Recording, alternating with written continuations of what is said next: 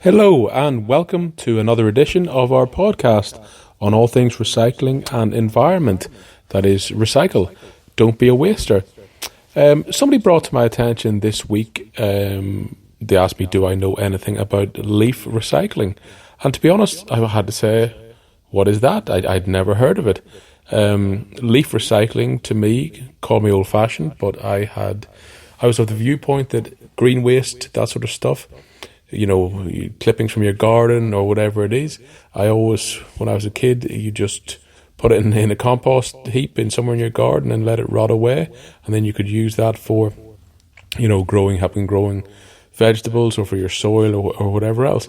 Obviously in Australia, in big cities, particularly in high density living, strata blocks, multi-story buildings, that's harder. And so, there are green waste collections pretty much all throughout Australia. There are green waste collections whereby the waste is collected and it is brought to generally composting. I don't have the exact details as to where it will go in every instance, but usually you would assume it goes to composting. And with that, at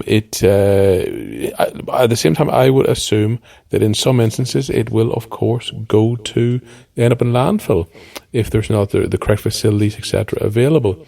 So this it twigged my interest. What is this leaf recycling? So I looked into it a bit more, and there is a new company starting, particularly one called Relief, but I believe there are others who are focusing on developing recycling options for this sort of for leaves, tree leaves, etc., from deciduous plants and or deciduous trees, i.e. those trees that lose their leaves.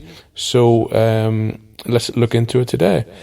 Realistically, obviously the best solution is the one that's been around with us since the beginning of time, which is when a leaf falls from a tree, it just rots into the ground and benefits the ground through providing nutrients, etc.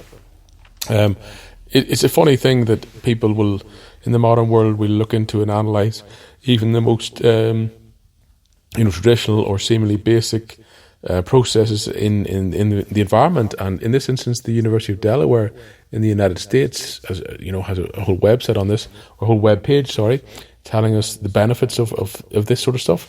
Really telling us the benefits of leaves falling from trees and rotting. I.e. they reduce waste to landfill, they promote soil improvement because obviously they're getting the nutrients, etc., are going into the soil. It provides habitat for wildlife such as worms and spiders and all different types of creepy crawlies who live in that sort of mulchy environment.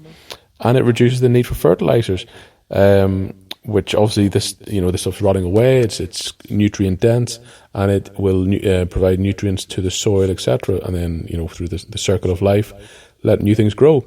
And with that, you don't need to provide as much, or hopefully none, artificial or otherwise fertilizer, which is applied in probably less.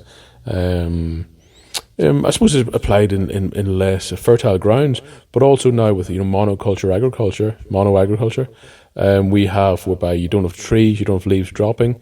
I assume that especially where they're clearing places like rainforests, they are. There's a much more higher requirement for adding fertilizer.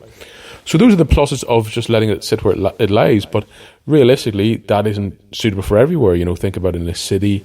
Imagine somewhere like Martin Place where you've got nice trees, or there are trees in the city centre, but you don't want to just have leaves building up on the sidewalks or the pavements. And so, or guttering in houses where if you don't clear out your gutters, you could have flooding or you could have, breakages. So it's important to have an option for getting rid of this sort of stuff.